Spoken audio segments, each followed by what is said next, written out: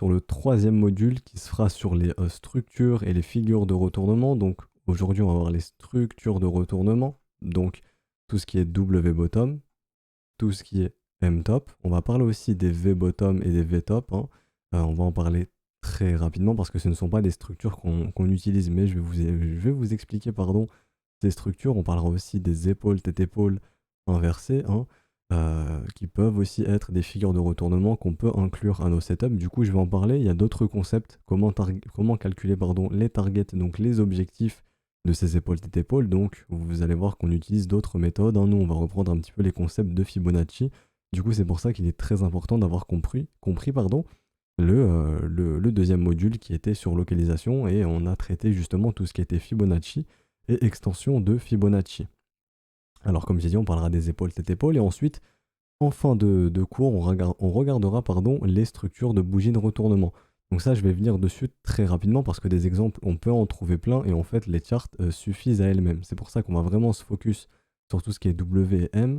Les figures de retournement, du côté des bougies, je vais vous en parler, mais assez rapidement. Je vais vous expliquer un petit peu qu'est-ce que ça signifie d'un point de vue prix d'action, action de prix, et aussi peut-être de psychologie et aussi d'offres et de demandes, donc de relations d'offres et de demandes, mais on va pas aller chercher des exemples directement, parce que comme je vous ai dit sur la charte, sur les exemples qui sont mis dans les cours, vraiment il y a tout, il y a toutes les explications, donc vous réexpliquer ça alors que c'est vraiment écrit parfaitement, ça reviendrait en fait à lire, et on va perdre du temps plutôt qu'autre chose, hein, parce que vraiment tout est bien expliqué là-dessus. Mais comme je l'ai dit, il y a des petites choses qui ne sont pas expliquer directement ou que je peux expliquer de différentes manières sur les structures de retournement. Donc c'est pour ça que je vais passer un petit peu plus de temps dessus. Donc je vais commencer sur les structures de bougies de retournement. Comme ça, on s'en est occupé et on va pouvoir un petit peu vraiment mettre l'accent sur toutes les autres structures. Donc là, pas des structures de bougies, mais des structures de prix directement. Alors la première chose à comprendre, hein, c'est la compréhension basique d'une bougie. Donc vous avez le corps de chandelle et vous avez la mèche. Donc là, sur les petits exemples, vous avez tout simplement la définition, vous avez la description. Donc vous avez le corps, la fermeture ici, hein, donc la fermeture d'une bougie haussière, l'ouverture d'une bougie haussière, ici l'ouverture d'une bougie baissière, la fermeture d'une bougie baissière. Il faut savoir que sur le marché crypto, la fermeture se fait chez nous à 1h ou 2h du matin, ça dépend un petit peu du fuseau horaire. Actuellement, on est en hiver, donc c'est 2h du matin. Et sur les marchés traditionnels, ça change, bien entendu, hein. Ils ont des autres horaires que les nôtres, mais nous, on va se focus sur le marché crypto. Ok. Donc l'ouverture se fait à 2h et la fermeture, du coup, aussi à 2h du matin, vu que c'est un marché 24-24. On vous a mis quelques exemples de bougies de retournement, comme le hammer, la shooting star, etc. Mais on va pas traiter de tout ça. Personnellement, nous, on ne s'en sert pas. Ce qui nous intéresse, c'est des figures de bougies de retournement, ce ne sont pas une simple bougie, ok? Et justement, vous avez l'exemple d'une bougie haussière et l'exemple d'une bougie baissière, hein. Et ça, je vais peut-être le traiter, même si ça me semble pas prioritaire et primordial, hein. Vraiment, comme je vais vous le dire et vous allez le voir dans le setup, on va toujours privilégier des structures de prix, pas des structures de chandelier, donc des structures de bougies, mais je les aborde parce que certains peuvent les utiliser justement si vous trouvez des conditions qui peuvent vous plaire, hein, comme ça, vous aurez ces infos. Donc il y a le fractal pattern, comme on l'appelle, hein, tout simplement. Donc un fractal pattern est un type de pattern utilisé en analyse technique afin de prévoir un retournement à l'intérieur d'une tendance. Donc ici on a un fractal pattern, en gros, composé, nous on utilise ça sur 3 bougies, mais ça fonctionne aussi avec 4 et 5 bougies pour certains. Mais les exemples qu'on a mis, c'est fait avec 3 bougies. Donc je vais simplement vous lire et vous regarder, je vais vous expliquer aussi en vous montrant, hein, sur le screen pour vous montrer ce que je lis. Mais on ne va pas aller voir directement sur la charte, hein. On va juste regarder ça ici. Ok. Donc un retournement haussier d'un mouvement baissier se produit lorsque la plus basse bougie est située au milieu du pattern. Donc ici on parle bien de cette bougie, j'espère que vous voyez bien. Ok. Donc là, j'espère que vous voyez bien cette bougie, hein. Normalement ça doit être bon.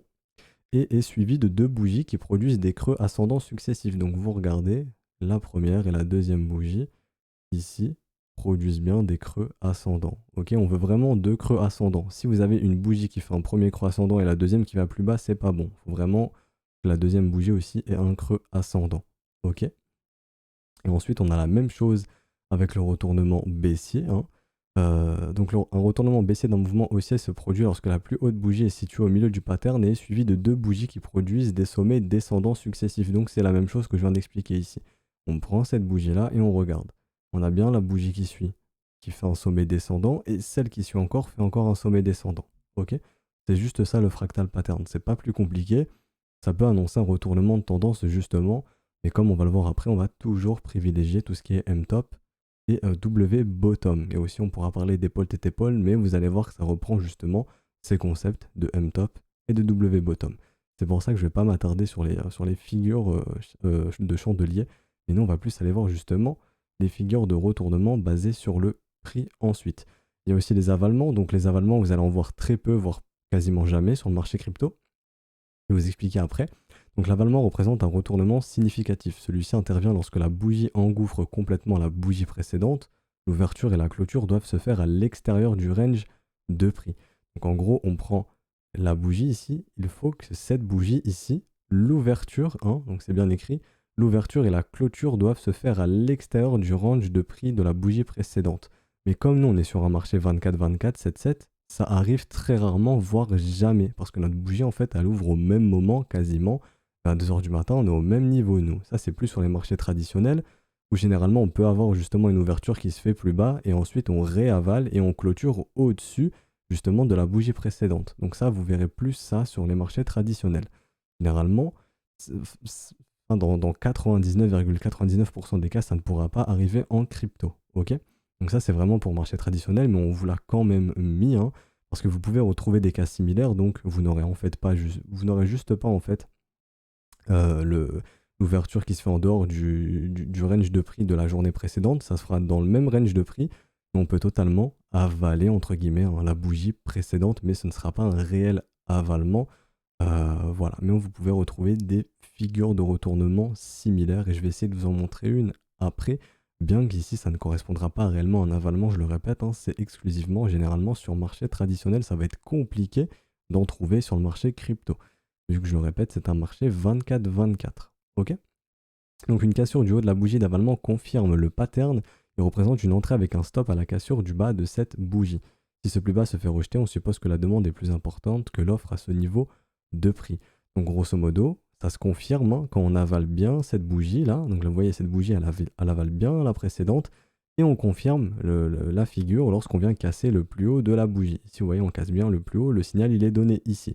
Donc, ça peut être une raison de structure. Comment on peut trader ça si on a les trois raisons, donc localisation, confirmation momentum et structure, je le répéterai toujours. Et bien, c'est simple. On achète la cassure et le stop se met en dessous de la bougie. Ok. Et ensuite, vous targetez un petit peu le risque-reward que vous voulez, donc le risque-rendement que vous voulez. Pour justement un avalement baissier, c'est la même chose dans le sens inverse. On le voit bien ici. On ouvre bien en dehors du range de prix de la journée précédente. Le marché avale entièrement la bougie aussi en précédente. Et lorsqu'on casse justement le bas de cette bougie d'avalement, on a le signal. Et on fait la même chose. On peut shorter le point de cassure. On met le stop au-dessus de la bougie initiale, donc la bougie la plus haute. Et ensuite, on target les profits un petit peu où on veut. Ok? Donc ça, c'était simplement pour l'avalement, mais je le répète, vous allez en trouver très très rarement sur le marché crypto. Alors en équivalent, je dis bien en équivalent, ce qu'on peut avoir du coup, nous c'est par exemple ce genre de bougie ici, qui vient avaler, on vient bien avaler la précédente, mais vu que nous on est sur un marché qui est 24-24-7-7, on ne peut pas, en tout cas ça va être très rare, ça va vraiment être très rare d'ouvrir, d'avoir l'ouverture en dehors du range de prix de cette bougie, vu que nous c'est un marché 24-24, je le répète, 7-7. Mais ici, on peut voir dans cette bougie qu'on a bien avalé totalement le corps de la précédente bougie. Non, on ne peut avaler que le corps au final. Ça va être assez compliqué d'avaler la mèche ici, mais on peut quand même avaler le corps. Et vous le voyez, cette bougie ici, ça a bien avalé, on a bien avalé cette journée de baisse. Et ensuite, la cassure de ce niveau, ça a donné un signal très puissant qui, au final, et là on va aller rebondir ensuite sur les structures, a donné cette belle structure que je vous expliquerai ensuite. Mais grosso modo, c'est un petit peu le genre de pattern de retournement similaire qu'on peut avoir sur le marché crypto. Par contre, on ne pourra pas avoir, comme je l'ai dit, une ouverture en dehors du range de prix différent, parce qu'on est sur un marché 24-24, 7-7. Le marché crypto ne clôture jamais. Le Bitcoin, vous pouvez le trader le dimanche à 23h, ou le dimanche à 22h, à 21h. Ça va être compliqué de trader le S&P 500 le dimanche à 10h du matin, par exemple. Ok ? Donc voilà, ça j'espère que ça sera un petit peu compris. Il y a d'autres figures de retournement, mais enfin d'autres figures ou d'autres bougies, mais non, on s'intéresse vraiment au pattern de retournement sur les figures, ok? Et il y a le dernier, donc le harami. Donc le harami ressemble à un avalement inversé, c'est un petit peu ce qu'on a vu avant. Une première bougie large suivie d'une petite bougie située à l'intérieur du range de prix de la précédente. Donc ici, notre bougie large. Ensuite, ici, la bougie suivante située à l'intérieur du range de prix de la précédente. Le harami représente un possible retournement et donc un bon signal de position à contre-tendance. Plus la seconde bougie est petite, plus le retournement est probable. Donc là, le signal est donné. On a bien la seconde bougie à l'intérieur du range de celle-ci. Et ensuite, lorsqu'on casse cette bougie-là, grâce à cette bougie, le signal est donné. Ok? Donc une cassure du haut de la seconde bougie confirme le pattern et représente une entrée avec un stop à la cassure du bas de la première bougie. Et de la première bougie, en termes de couleur, la première bougie qui engouffre la seconde est baissière rouge par défaut. La bougie engouffrée est haussière verte par défaut. Donc simplement ici, on entre ici, le stop se met en dessous de cette bougie juste ici. Ok? Ensuite, on a l'inverse, c'est-à-dire le bearish harami, donc l'harami baissier. Une cassure du bas de la seconde bougie confirme le pattern, etc., etc. Donc je vais vous réexpliquer un petit peu. Ici, vous voyez bien, on a bien cette bougie, hein, cette bougie avec un range assez important. Cette seconde bougie à l'intérieur toujours de ce range de prix, hein, du prix de la veille. Et ensuite, la cassure du plus bas de cette bougie confirme le pattern et on a encore une fois la même entrée, c'est-à-dire que l'entrée se fait à la cassure ici et le stop se met tout en haut de la bougie initiale. Ok? On a mis un petit rappel, hein.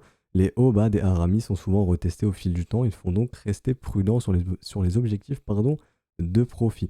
Et comme on le rappelle encore une fois, l'utilisation seule des patterns candlestick, hein, donc l'utilisation seule des figures de bougies de retournement est déconseillée. Préférez toujours allier d'autres signaux, je vais y arriver, désolé, en complément de ces derniers. Et moi, je rajouterais même que généralement, privilégiez toujours tout ce qui est structure qu'on va voir justement maintenant. W-bottom et M-top, qui sont des structures très faciles à repérer, avec des règles très strictes dont on va rappeler, parce que des fois, je vois que vous avez un peu de mal. Et je vais vous donner quelques tips, quelques conseils pour bien trouver ces structures, ok? Ça peut être compliqué au début de les repérer. On va trouver quelques tips. Et on va regarder aussi les doubles top, donc les M, hein, les M-top tout simplement. Je vous parlerai aussi des V-bottom et des V-top à l'intérieur de ce cours, à l'issue de ce cours, et on regardera aussi les épaules tête-épaule. Donc on va commencer avec les W-bottom. Donc là, tout simplement, les structures que nous on adore. Je vous donne un petit conseil en tant qu'investisseur, vous vous mettez en échelle hebdomadaire, hein, donc weekly en anglais, hebdomadaire en français, et vous allez chasser un petit peu, comment dirais-je, vous allez chasser justement ces W weekly qui donnent d'excellents signaux d'achat pour les investisseurs à moyen long terme. Alors comment on identifie un beau W? Vous pouvez vous aider premièrement, vous allez ici dans TradingView et vous passez en line. Donc là je vais retirer le schéma et là vous voyez ce W juste ici, on le voit bien. Maintenant il y a des règles strictes pour les W et je vais vous les montrer tout simplement. Vous allez voir. Donc là je vais aller sur un coin où on ne voit rien, il n'y a pas de chart. Donc un vrai W, un W, tout simplement un W bottom, comme son nom l'indique, c'est un marché qui vient faire un premier creux comme ça, un rebond, et on revient proche du premier rebond, et on repart, ok? Ça c'est un bon W. Le second creux, donc ça c'est le premier creux, le second creux doit toujours être au-dessus ou égal, ok? Égal au premier. Au-dessus ou égal au premier. S'il est égal, c'est bon, ok? Comme ceci. Là il est égal, c'est bon. Ensuite, quand on vient casser ici la ligne de coup, on appelle ça la ligne de coup. Donc ça, c'est la neckline, hein, que vous voyez juste ici. Je vais le mettre avec une flèche, ce sera plus simple et plus précis. Si j'arrive à trouver juste ici, voilà. Ça, c'est la ligne de coup. Quand le marché vient casser ici, votre W est confirmé. Tant qu'on ne vient pas casser ici, ce n'est pas confirmé. Il est potentiel, ok? Ici, on le voit bien. Les deux creux sont égaux. On vient bien casser la ligne de coup, W confirmé. Donc ça, ce sont des W. C'est les deux seuls W que nous cherchons.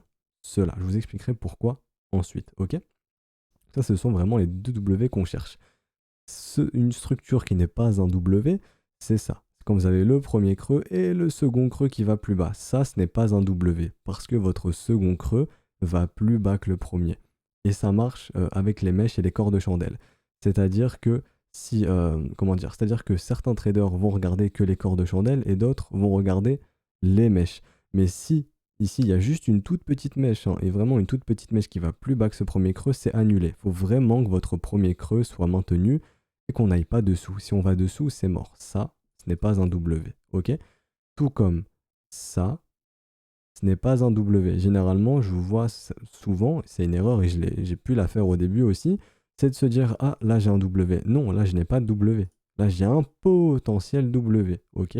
Mon W sera confirmé quand on cassera la neckline. Si le marché fait ça, donc la ligne de coup, là, si le marché fait ça, oui, c'est un W. Si on est comme ça, non, ce n'est pas un W. C'est rien du tout, il n'y a pas de structure pour le moment. C'est un W potentiel, mais aussi un M potentiel et on ira justement voir ça juste après, ok? Donc là, je vous expliquais les W bottom. Il existe aussi les V bottom. Donc un V, c'est quoi? Bah, comme son nom l'indique, un W, c'est 2 V. Donc un V, c'est simplement un V. Ça, c'est un V bottom. Ce ne sont pas des structures que nous recherchons, ok? Nous, on recherche les W bottom pour acheter, ok? Ça, ce sont les structures que nous recherchons. On ne recherche pas ça. Pourquoi? Parce que les V-bottom sont très souvent amenés à être testés et le marché revient très souvent proche de ces V-bottom. Soit pour transformer ça en W, ok? Donc là, on transformera ce V en W, ou justement venir casser le bas du V-bottom et poursuivre le mouvement baissier. Dites-vous quand votre marché vous fait un V-bottom, il est très très probable que ce soit un dead cat bounce, comme on appelle ça, donc en français, le rebond du chat mort, donc un faux rebond avant de poursuivre plus bas et donc de venir casser. Donc il est très primordial de encadrer vos trades avec de beaux W comme ceci. Pourquoi? Parce que vous avez l'information, quand le premier creux ici se pose, bah vous avez l'information que la baisse déjà ici, elle freine. Ok, il y a quelqu'un qui a dit non, moi je veux pas que le marché aille plus bas. Peut-être c'est une institution, peut-être c'est de gros portefeuilles, des baleines, appelez ça un petit peu comme vous voulez. En tout cas, des gens qui ont beaucoup d'argent, qui ont les moyens justement d'empêcher qu'un marché puisse continuer de baisser. Ok, le prix rebondit un petit peu et là on retourne à la baisse. Mais vous voyez, le marché n'arrive pas à aller plus bas. Là, vous avez l'information qu'il y a quelqu'un ou de gros portefeuilles qui ne veulent pas que le marché aille plus bas. Eux, ils bloquent le prix ici. Ok, donc simplement, que font les gens ici dans cette phase? Les gens short, short, short, short, donc ils vendent. Et eux, en fait, ils repoussent le prix, ils repoussent le prix, ils repoussent le prix. Donc ici, on a l'information tout simplement que dans cette zone, la demande est plus importante que l'offre. Dans une zone où la demande est supérieure que l'offre, c'est tout simplement un marché, ou en tout cas une zone qui est contrôlée par les acheteurs. Ok, donc tout simplement, les acheteurs repoussent, repoussent, repoussent, repoussent. Et lorsque vous avez la cassure juste ici de la ligne de coup, vous avez confirmation du W. Et ici, vous avez un signal qu'on est en train d'inverser la dynamique et donc de reprendre probablement une dynamique haussière. Rappelez-vous, c'est pour ça qu'on a parlé de ça dans le premier cours, hein, lorsqu'on a fait le premier module, l'analyse du prix, donc les tendances. Une tendance s'exprime par une dynamique qui est haussière, ok? Donc une tendance haussière s'exprime par une dynamique haussière. Le W nous montre quoi? Rappelez-vous, le creux, le sommet, le creux plus haut et enfin le sommet plus haut. Donc à partir de ce moment-là, on peut dire que le marché essaye de réinstaurer une dynamique haussière. Ce que vous voulez voir ensuite, pour bien confirmer, c'est de nouveaux creux haussiers et un nouveau sommet haussier. Ok? Lors de W, ce que vous avez aussi énormément de fois, c'est la cassure et on revient tester le point de cassure. On revient tester si ici c'est solide. On appelle ça le wake of check. Ok? C'est simplement le fait de revenir tester la neckline, donc la ligne de coup. Et ensuite, vous voulez voir votre marché repartir pour valider un nouveau creux plus haut, comme on l'a fait ici, et un nouveau sommet plus haut. Et là, en fait, ce que vous voyez, c'est un nouveau W, tout simplement. Ce W dans un nouveau W. Et en fait, les W, tout simplement, expriment une dynamique qui est haussière. C'est pour ça qu'on adore encadrer nos trades avec des W, parce qu'ils peuvent nous permettre justement d'annoncer un retournement de dynamique, comme ceci. Et donc, nous, quand on achète justement CW, eh ben, on peut bénéficier du prochain mouvement de hausse qui se prépare. Ok? Et pour se protéger, parce que rappelez-vous, avec un V-bottom, le V-bottom, il est comme ça. Ok? Rappelez-vous, le V, il est comme ça. Le W, ici, nous, on a bien un creux, un deuxième creux. Celui qui achète ce V, par exemple, je ne sais pas, celui qui achète ce V ici, comment il place son stop? Généralement, il va placer son stop juste en dessous du V-bottom. Ok? Mais où le placer, c'est-à-dire où entrer, où le placer, comment ici on peut encadrer une position sur ce V-bottom? Comment on peut entrer? C'est vraiment la question qu'on se pose. C'est pour ça qu'on encadre nos trades avec des W, c'est où entrer sur un V-bottom. Alors qu'avec le W, l'entrée est claire, la gestion du risque est claire. On entre lorsque ça casse, donc on place tout simplement par exemple notre ordre sur la ligne de coup une fois que c'est cassé, et ensuite on place notre stop juste sous la structure. Si le marché arrive à aller péter ce niveau, ça veut dire que ceux qui ont essayé d'instaurer un bottom ici pour réinstaurer une dynamique haussière n'auront pas réussi. Donc le marché, s'il refait ça, il ira plus bas et on aura bien la confirmation qu'on reste dans une dynamique qui est baissière. Ok? Ou si le marché fait ça, eh ben, c'est probablement qu'on reste dans une dynamique baissière et donc votre stop loss est pris. Par contre, si on est au début d'une dynamique haussière, vous avez la meilleure entrée et vous êtes protégé parce que vous avez votre stop juste en dessous de ces gros portefeuilles, hein, parce que ce sont les gros portefeuilles qui posent des bottoms. Vous serez protégé grâce à ces mecs qui vont tout faire pour que le marché ne puisse pas aller plus bas. Et ensuite, vous targetez le profit que vous voulez. Donc c'est pour ça qu'il est très très important d'encadrer vos trades avec les W bottom. Donc vos achats, comme ça, vous avez une gestion du risque qui est très claire, ok? Et je le répète, le second creux, donc ça ici, là, le second creux doit toujours être plus élevé ou égal au premier creux. S'il va dessous, et vraiment j'insiste, hein, si on fait ça, ce n'est pas un W, c'est un V bottom, ok? Et ce V sera amené à être testé, donc il sera très probable de faire ça, et donc peut-être ici de créer le W, ou peut-être faire quelque chose comme ceci, ok? Mais quoi qu'il arrive, ce V se fera très très probablement retester, donc faites très attention au V bottom. Hein. Donc ça c'était pour les V bottom. Donc juste ici, donc de creux, une ligne de coup, neckline en anglais, donc des fois ça peut m'arriver de dire neckline, hein, mais je vais me forcer à dire ligne de coup. Comme je l'ai inscrit le deuxième creux, je le répète, je veux vraiment que ce soit ancré, doit toujours être égal ou supérieur au premier creux. S'il est en dessous de celui-ci, ce n'est pas un W. Idéalement, le second creux retrace au minimum 61,8 du premier creux. Donc ça, comme je l'ai dit, c'est facultatif, mais je vais vous le montrer. Donc là, j'ai besoin d'avoir la charte du Bitcoin comme ceci. On va aller prendre justement ce W. Donc moi, j'aime bien quand mon second creux retrace minimum 61,8 du premier. Donc ici, on prend le premier creux, on prend la ligne de coup qui s'est créée, donc là, le rebond. Vous voyez bien que le second creux vient chercher la zone de rechargement. Moi, je veux au minimum mes W et un deuxième creux au minimum qui vient retracer 61,8.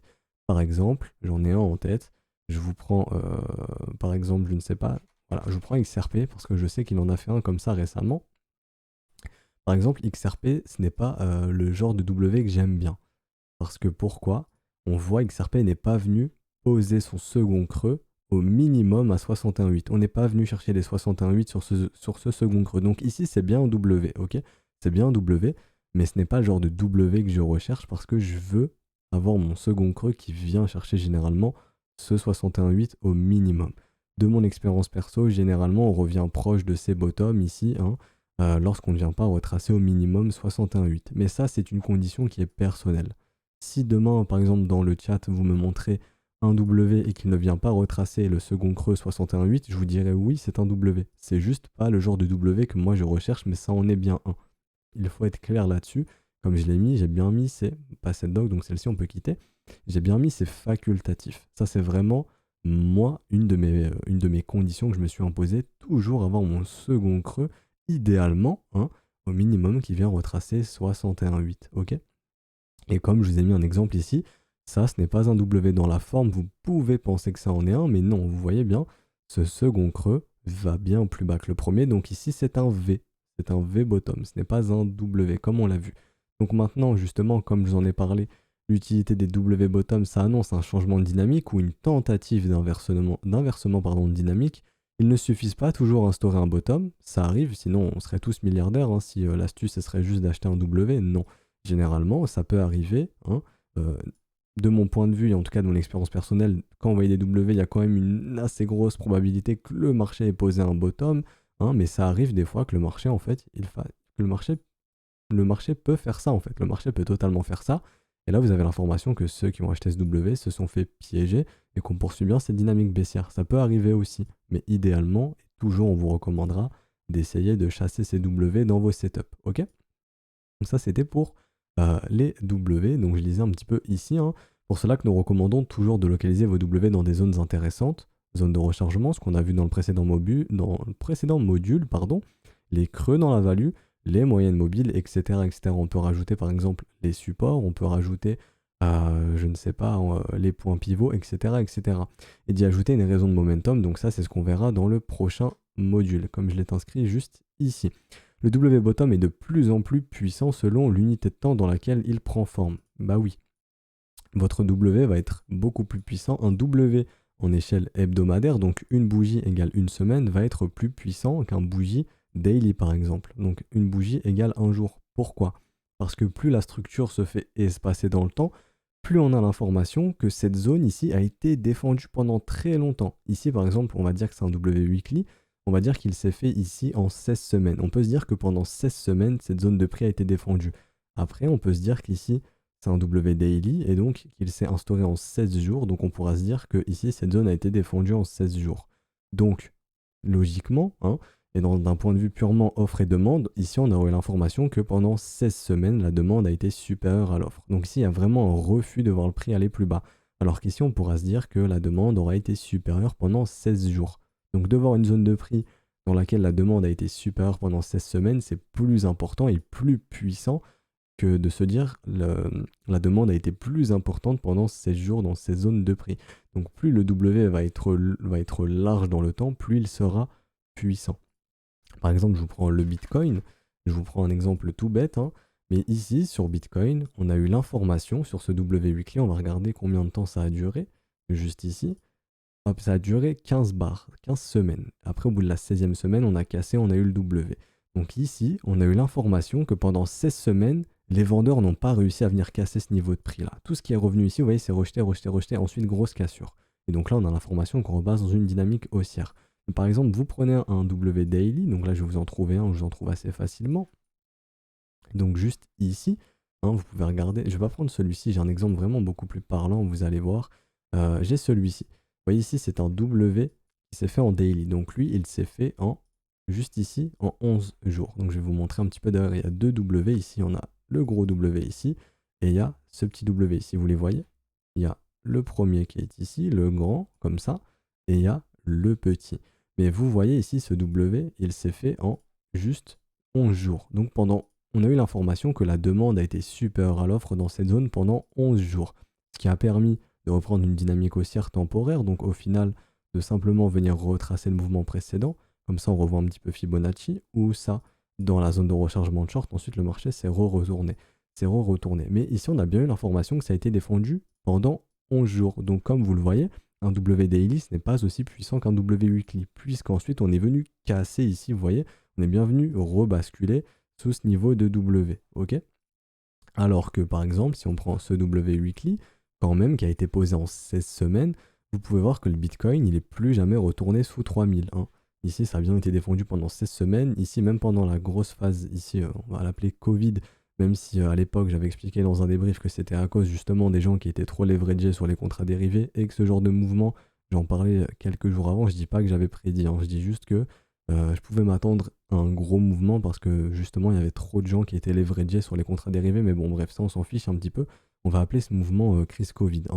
Hein. Et ben sur ce mouvement, on voyait bien que ça a bien été stoppé ici parce que ce W a été très puissant et que pendant 16 semaines, c'est probablement des institutions, hein, de gros portefeuilles qui ont tout fait pour défendre cette zone de prix et c'est pour ça que le marché a été rejeté ici, ok? Donc là, vous avez bien l'information qu'un W weekly est plus puissant qu'un W daily. Donc c'est pour ça, plus ça va être large dans le temps, plus ça va être puissant, ok? Donc ça, c'était pour les W bottom, ou les W, on peut appeler ça comme on veut. W bottom, c'est pareil. Alors maintenant, on a vu les W. Qu'est-ce qu'est l'inverse d'un W? Eh ben, c'est un M. C'est un M. Un W, c'est l'inverse d'un M, ou un M, c'est l'inverse d'un W. Ok, par exemple, ici, regardez bien. Retenez bien, ici, regardez. On voit ce W ici, hein, donc ce W, mais si j'inverse la charte du Bitcoin, donc là je vais inverser la charte du Bitcoin, hein, bon vous risquez de bugger un petit peu au début, hein, donc là c'est la charte du Bitcoin inversée, c'est-à-dire que si le prix monte, ici le prix descend, donc en gros le prix du Bitcoin monte. Vous voyez qu'ici, rappelez-vous, c'était notre W, et ben maintenant c'est un M, parce que j'ai inversé la charte. Vous le voyez ici maintenant le M, ok? Donc voilà, tout simplement un M, c'est l'inverse d'un W, donc les règles sont exactement les mêmes. Ce sont exactement les mêmes règles que je vais répéter, et que je vais réexpliquer. Votre M doit se comporter ainsi, ok? Ça, c'est un vrai M. Pourquoi? Parce que votre sommet, ici, est le sommet ultime. C'est-à-dire que le deuxième sommet ne peut pas être supérieur au premier sommet. Il doit être égal ou inférieur, comme on l'a vu avant avec le W, ok? Rappelez-vous, le W, le second creux doit être égal ou supérieur au premier. Ok, c'est pareil avec les M, à part que c'est le sens inverse. Le deuxième sommet doit être inférieur ou égal. Ça, par exemple, ça, ce n'est pas un M. Pourquoi? Parce que votre second sommet est plus élevé que le premier. Donc ici, on est sur justement ce qu'on va regarder après, un M-top. Ça, c'est un M-top. Ça, un V-top, pardon. Un V-top. Ça, c'est un V-top. Ça, c'est un V-top. Ça, c'est un M-top. V-top ici, pourquoi? Parce que le second sommet est plus haut. Vous voyez bien? Si je cache la charte comme ça, et j'espère que je vais pouvoir... Bon, TradingView ne me permet pas de le faire, vraiment c'est dommage. Peut-être si je fais comme ça, vraiment, il va falloir que je dézoome beaucoup. Bon, malheureusement, on ne peut pas voir, donc je vais devoir retracer. Mais regardez bien, j'espère que je vais pouvoir vous montrer que TradingView ne va pas me limiter. Et si vous mettez votre chart comme ça, donc j'espère vraiment que TradingView va me laisser me montrer ce que je veux vous montrer. Malheureusement, je ne peux pas, donc je vais aller sur la charte directement, on va regarder ensemble. Ok? On va aller juste ici. Là, comme ça, je vais pouvoir, TradingView, normalement, il va pas m'embêter. Donc juste ici, regardez. Ici, hop, si je fais ça, ça c'est bien un M. Si je fais ça, si votre marché fait ça, c'est un V top. Ça, c'est un M top. Et ici, ça, c'est un V top. Pourquoi? Parce que si je me mets comme ça, vous prenez toujours le sommet le plus haut. On voit bien ici que si on trace une droite, et ça c'est très important, que notre droite descend. Si on relie les deux sommets, notre droite descend. Donc ça c'est bon, c'est un M. Mais si ici je relie mes deux sommets, comment je fais? Ben, ça monte. Donc non, ici c'est pas un M. Nous, un M, c'est une structure qui descend. C'est pas une structure qui monte. Ok? Donc là, ici, ce n'est pas un M, c'est un V. Et un autre conseil, vous prenez toujours le sommet le plus élevé. Ici, on prend le sommet le plus élevé, on le voit bien. Il est où le deuxième sommet de notre M ici? Il n'y en a pas, donc on est bien sur un V top. Ok? Donc voilà, il y a les V bottom hein, et les V top, tout simplement. Qu'est-ce que traduit un V top? Un V top traduit simplement, souvent, comme on l'a vu, donc le V bottom c'était un faux rebond avant d'aller plus bas généralement, et ben ça c'est un V bottom, pardon, donc le V bottom traduit simplement généralement un faux rebond avant d'aller plus bas, et donc le V top traduit simplement une fausse baisse avant d'aller plus haut. Donc ici c'est un piège baissier pour aller plus haut. Ici, c'est un piège haussier pour aller plus bas généralement. Et ces V-top, pardon, je vais y arriver, ces V-top sont très souvent amenés à être testés, tout comme les V-bottom. On revient généralement tester cette zone de prix soit pour aller plus haut hein, et casser, ok, ou soit pour transformer justement ce V-top ici en M-top, comme ceci.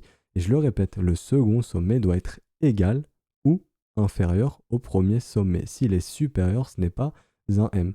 Même si c'est une pixel, c'est 1 dollar, 2 dollars, non, non, ce n'est pas un M top, ce sera un V top. C'est très très important. La précision est très très importante. Ok? Pourquoi? Parce que comme on le répète, tout simplement, ça vous montre ici, lorsque vous voyez ça, que des mecs ont décidé de poser un top à ce marché, de freiner la hausse, et ici, tout ce qui est revenu ici, ils ont revendu. Tout ce qui est venu ici, ils ont revendu, ils ont revendu, ils ont revendu, et ils ont repoussé. Et ici, vous avez l'information, tout simplement, que l'offre, cette fois-ci, est supérieure à la demande dans cette zone de prix. Et ce que je viens de vous expliquer pour le W juste avant, plus votre M se fera dans le temps, plus vous aurez l'information que le sommet sera important. Par exemple, ici, vous voyez bien ici ce M, vous pouvez passer en line pour le voir. Ce M, je repasse en candle, hein, comme ceci. On n'est plus revenu dépasser ce prix avant très longtemps. Là, on vient juste de le redépasser, donc après, maintenant, 490 jours, donc 70 semaines. Donc pendant 70 semaines, Bitcoin, il n'a pas réussi à aller au-dessus de ce M-top. Ok? Tout comme ici, on a la même chose. Ici, on a ce M-top hein, qui a été posé, donc le sommet ultime est à 19 666 dollars sur Bitstamp de mémoire. Si j'ai une bonne mémoire, je vous dis pas de bêtises. Voilà, 19 666. On voit que le marché n'a plus dépassé les 19 666 dollars depuis maintenant le 11 décembre 2017, hein, depuis ce M-top. Et rappelez-vous, les M et les W annoncent la dynamique. Ici, on a eu l'information que Bitcoin est passé dans une dynamique baissière, donc dans une tendance baissière lorsque ce M s'est confirmé, donc le 8 janvier 2018. Ok? Et donc, comment encadrer nos trades avec ces M-top? Eh ben, c'est simple, c'est ce qu'on a vu avec les W juste avant, comme ceci. On short le point de cassure, donc ici qui a été le point de cassure, le stop se met ici, juste en haut, et ensuite on calcule un petit peu les profits. Ici, vu que c'est une target qui est, vu que c'est une structure qui est très très large, c'est très compliqué d'avoir un risk reward assez intéressant. Mais par exemple, je peux aller vous trouver ça en daily. Hein, donc ici, on prend ce M. Ici, on a plusieurs, mais nous, on va décider de prendre celui-ci. J'espère que vous le voyez bien. Vous voyez bien ici ce M hein, qui s'est dessiné, hop, hop, comme ça. La cassure, confirmation du M. Si vous avez du mal, et au début, vous aurez du mal, vous passez en line, donc en close line, et là, vous voyez bien la structure en M. Vous voyez bien votre marché, vous dessinez des M, comme ceci. Ok. Donc là, vous avez aussi l'information qu'on repasse dans une dynamique baissière et comment trader ça, tout simplement. On short le point de cassure, le stop se met au-dessus du sommet initial parce que rappelez-vous, si le marché fait ça, qu'il casse et qu'il fait ça, on a l'information que non, ici ces vendeurs n'auront pas réussi à instaurer de sommet et nous, ça ne nous intéresse plus de rester vendeur dans ce marché. Et ensuite, on target, pardon, j'ai déplacé, on target une prise de profit comme on le souhaite. Par exemple, 2 de risk reward, par exemple 3, etc. Ça, c'est à vous de juger ensuite. Hein. On peut trouver totalement ça avec des targets réalistes. Par exemple, un retracement de moitié, qui est une target très réaliste, hein, comme ceci. Hop, on regarde notre retracement de moitié. Où est-ce qu'il est? Juste ici, et on regarde si c'est un risk reward qui vous intéresse. Par exemple, certains diront non, ça ne m'intéresse pas. Et je peux totalement comprendre, 0,95 ne m'intéresserait pas non plus. Moi, je vais au minimum 2, donc ça serait plus quelque part par ici pour le coup. Ok? Et comme ça, vous pouvez vous protéger. Vous avez l'information que des vendeurs ont essayé d'instaurer un sommet dans cette zone et qu'ils vont tout faire pour défendre cette zone de prix. Hein. Ici, c'est ce qu'ils ont fait et ensuite, il y a eu la belle baisse. Et ensuite, vous voyez pareil, le W juste ici qui annonce la fin de la baisse. Vous voyez ce W et hop, on repasse dans une dynamique haussière. Hein. Et là, on a l'information qu'il y a des mecs qui ont tout fait pour aspirer ici l'offre hein, et qui ont proposé beaucoup de demandes pour que le marché ne puisse pas aller plus bas. Et ici, ils ont retourné le marché grâce à ce W. Donc ici, c'était aussi potentiellement un signal d'achat si vous retrouvez les conditions qui vous intéressent. Je le répète, localisation, confirmation momentum et structure. Ok? Donc voilà, ça c'était pour les W et les M. Comme je vous expliquais aussi juste avant, plus le M sera large dans le temps, plus il sera puissant. C'est comme les W. Ah oui, j'ai oublié de vous préciser aussi, comme je l'ai fait pour les W, mais ça marche pour les M. Hein. Ça, ce n'est pas un M. Pourquoi? Parce qu'ici, désolé, j'ai perdu un peu ma voix. Pourquoi? Parce qu'ici, tant qu'on ne vient pas casser la ligne de coup, ce n'est pas un M. Ici, c'est potentiellement un M. Mais ça n'est pas un M. Pourquoi? Parce que le marché peut aussi partir en W. Hein. C'est exactement ce qu'on a actuellement sur le S&P. Et maintenant, je vais pouvoir vous expliquer les concepts aussi de range, parce que les W et des M ne sont simplement que des ranges jusqu'à leur résolution. Vous voyez ici, certains diront moi je vois un M, moi je vois un W. Bah, actuellement, il n'y a rien des deux, il n'y a aucun des deux. Si on casse ici, oui, là ça sera un W, donc on aura l'information mouvement de continuation, allons voir plus haut. Ici, ce sera bien un W, mais si on casse ici, ce sera un M. Donc vous voyez bien, le marché ici est bien bloqué entre ces deux bornes. Si on casse ici, let's go W, c'est haussier, on va partir sur des mouvements de continuation. Allez, soyons fous, allez chercher les 4000 points, allons faire plaisir à l'Amérique, ou au pire des cas, enfin au pire des cas, dans le pire des cas pour l'Amérique, si je puis dire, ici on vient casser justement les 3209 points et on n'aura non plus un W, mais on aura du coup ici un M et du coup un M dans un M. Donc ici ce serait très moche, hein, parce que plus vous avez de M, plus vous avez de W, bah, plus c'est moche, ça dépend un petit peu, regardez. Plus vous avez de W, plus c'est joli. Si vous voyez votre marché vous faire ça, des W dans des W, ça c'est très bullish. Plus il y a de W, plus c'est bullish. Plus il y a de... Donc bullish, c'est-à-dire haussier. Plus il y a de M comme ceci, plus c'est bearish. Ok? Ah, vous voyez, tous les M ici, j'en ai dessiné pas mal. Donc ça, c'est très bearish. Donc là, on va voir un petit peu sur le marché américain, ça va partir dans quel sens. Si ça va partir en W, W c'est haussier. Il faudra casser, comme on l'a vu, ici la ligne de coup que je vais rematérialiser. Ou si ça va partir du coup en M. Et dans ce cas-là, il faudra venir casser ici pour avoir justement notre M top comme ceci. Ok? Peut-être qu'en daily ça se voit un peu mieux, en weekly ça pourra se voir aussi, mais ici c'est la même chose, c'est-à-dire qu'on attend. On attend de voir si le marché va casser ici, auquel cas ce sera un M, ou si le marché, je le répète, va casser ici, auquel cas ce sera un W. Donc là, je peux d'ores et déjà vous expliquer les concepts de range. Tant que votre W n'est pas là, c'est potentiellement un M. Ok? Donc on est actuellement dans un range sur le S&P 500 bloqué entre ces deux bornes. Si on casse ici, c'est un W, il sera très très probable d'aller chercher plus haut. Si on casse au sud, c'est un M. Donc actuellement, S&P, on est dans un range. Et rappelez-vous, un marché en range, généralement, traduit ensuite un marché en tendance. Ok? ou une poursuite de tendance. Rappelez-vous, quand c'est en range, on est bloqué entre 2 points, on fait yo-yo jusqu'à une cassure haussière ou une cassure baissière, justement. Bah là, c'est la même chose. C'est-à-dire qu'un marché, c'est très rare qu'il ait une tendance haussière et hop, directement tendance haussière. Non, il y a tendance haussière, il y a consolidation et ensuite retournement de marché. Et bien justement, ce M traduit ici ce retournement de marché. Donc là, ce qu'on attend de voir sur le S&P, pour vous faire l'exemple, là c'est l'exemple parfait, merci le S&P, c'est simple, c'est OK. Est-ce que ici c'était une simple consolidation, hein, auquel cas mouvement haussier, consolidation, W, mouvement de continuation, c'est toujours bullish, on poursuit la tendance haussière, ou est-ce que ici c'est tendance haussière, donc mouvement haussier, ici vous voyez bien, hein, bien une dynamique haussière, creux et sommet ascendant, donc creux, sommet, donc bien une dynamique haussière ici. Alors comme je l'ai dit, c'est consolidation, et en fait ici le marché est en train de se retourner, donc phase de range avant, cassure du range et poursuite maintenant d'une dynamique baissière sur le S&P. Donc quand vous voyez un W ou un M potentiel, c'est tout simplement, on traduit un range, on attend la résolution de la cassure de ce range qui traduira, comme je l'ai expliqué, le W ou le M. Je sais que je réexplique beaucoup, mais j'essaie d'expliquer de toutes les façons possibles pour que ça puisse être compris assez facilement. Donc là, du coup, on a vu W bottom, M top, V top, M top. Donc là, vous êtes parés. Et rappelez-vous, on va toujours privilégier pour nos setups les W bottom et les M top. Que ce soit pour un mouvement de continuation haussier, le W, que ce soit pour un bottom, le W, ou que ce soit justement pour un retournement de marché, le M top, ou pour une continuation baissière. Ok, le M top et ensuite, enfin le M, donc le M top de ce mouvement et ensuite la continuation baissière. Et rappelez-vous, toujours casser la neckline pour confirmer que ce soit un W ou un M. Donc toujours casser la ligne de coup pour confirmer que c'est bien un W ou un M. Tant qu'on ne vient pas casser cette ligne de coup, ce n'est qu'une structure potentielle, donc une phase de range en attente de résolution, soit en W ou soit en M. Ok? Donc ça, c'est très très important à le comprendre. Ensuite, on a les autres structures de retournement. Donc là, on va aborder justement, donc là, je vous ai vraiment tout expliqué, hein, je n'ai pas besoin de montrer. On va justement terminer ce cours. Non, après, on parlera d'une dernière chose, donc les contractions, hein, qui sont des figures de contraction, et on y retrouve les W et les M. Je vous expliquerai ça assez rapidement. Mais là, on va parler des épaules tête-épaule inversées.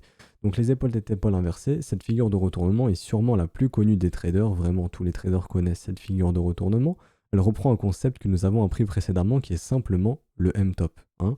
Vous le voyez ici, quand vous avez une épaule tête-épaule. Hein, donc une épaule tête-épaule, c'est épaule, tête, épaule, et on confirme comme ça.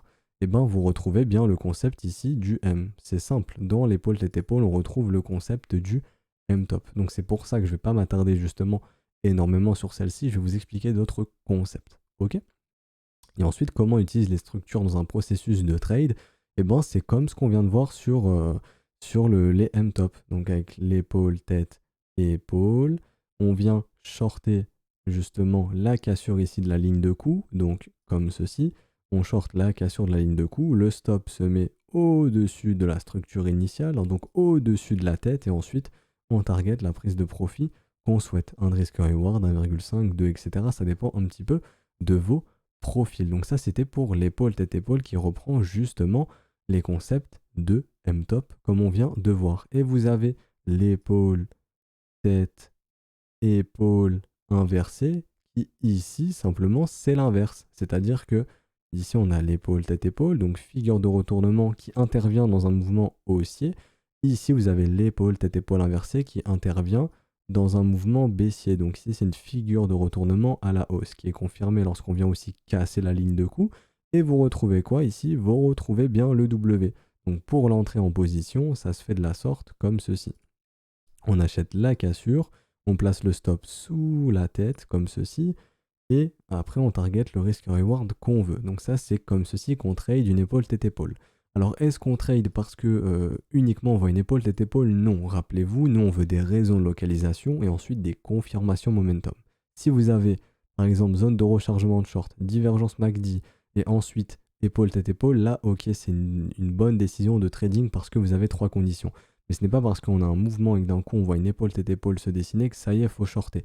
Parce que vous n'avez qu'une seule condition qui est la structure, vous n'avez pas les deux autres. Et les deux autres sont tout aussi importante que la structure. Et donc sur les épaules, tête-épaule, on a donc justement des concepts très simples pour calculer les objectifs de ces épaules tête-épaule grâce à ce qu'on a vu, les garages zones. Donc nous, on se sert des extensions de 161.8, 200%. Donc là, il faut que je vous trouve une épaule tête-épaule. De mémoire, mon collègue m'en avait trouvé une super jolie sur Algo, il me semble. C'était en 12 heures, si je dis pas de bêtises. J'espère vraiment que je vais pouvoir vous retrouver ça. Voilà, ici, elle est magnifique. Vous voyez ici, épaule, épaule gauche, tête, épaule droite. Ici, on trace la neckline, donc la ligne de cou. Donc simplement, on relie comme ça. Donc la ligne de cou peut être penchée d'ailleurs. Elle n'est pas obligée d'être super droite. Elle peut être penchée, votre ligne de cou. Je le précise. Donc ici, on a bien épaule, tête, épaule, cassure, ok. Et donc, comment targeter les objectifs de ces épaules, tête-épaule? Eh ben, on reprend simplement nos concepts de garage zone, donc d'extension de 161.8 à 200%. Et on peut faire la même chose sur les W-bottom et les M-top. Et je vais vous montrer ça justement après les vrais que j'ai oubliés. Mais au final, j'ai bien fait cette erreur entre guillemets est bien faite puisque c'est mieux de justement vous montrer ça grâce aux épaules, tête-épaule. Ok? Donc ici, on prend simplement la tête pour calculer justement, pour reporter l'extension de notre épaule tête-épaule. Hein, donc là où le cours pourra venir chercher à se stopper pour se retourner ou au moins consolider avant de poursuivre sa baisse. Mais dans ces zones, généralement, il y a consolidation. On prend le sommet de la tête. On vient prendre comment on appelle ça, la ligne de coupe pardon de notre M-top. Donc ici, rappelez-vous, hein, ici c'est bien un M ici. Donc on vient simplement prendre le sommet de notre tête, le bas ici de notre M-top, juste ici, et on vient y appliquer une extension de 161.8, 200%. Donc je répète, j'ai pris ici, donc la tête, comme ça je retire l'aimant, j'ai pris la tête et j'ai pris la ligne de cou de mon M, ok? Et ce qui m'a donné justement cette extension, et le marché va généralement chercher à se garer dans cette extension. Donc se garer, ça veut dire consolider avant soit de se retourner ou soit justement de poursuivre sa baisse. Et on peut voir que sur Algo, le marché, qu'est-ce qu'il a fait? Il est venu chercher cette extension ici.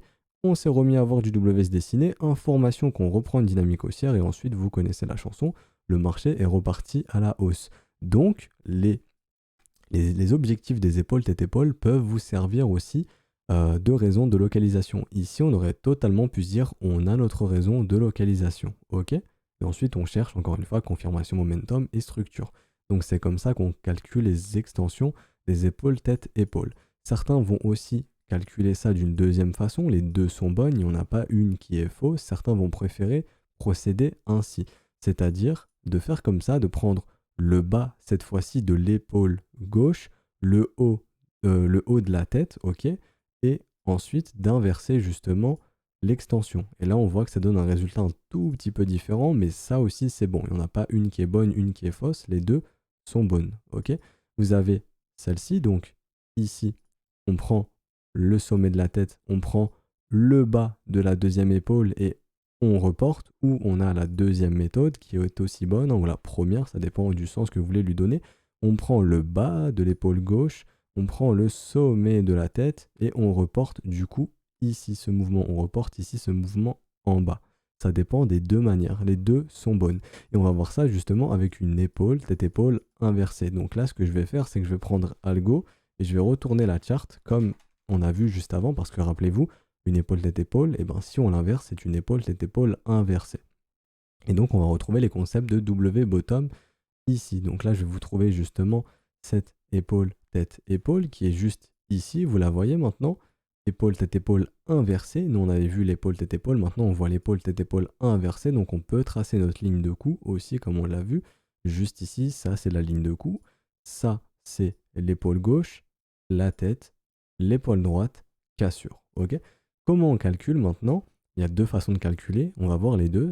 Comme on l'a vu juste avant, c'est soit on prend le bas de la tête, on reporte au haut de l'épaule droite et on regarde. Et ici on a bien notre extension et rappelez-vous, le marché va venir consolider et ensuite le marché va décider s'il se retourne ou s'il poursuit. Donc ici le marché s'est bien retourné à la baisse du coup. Ok?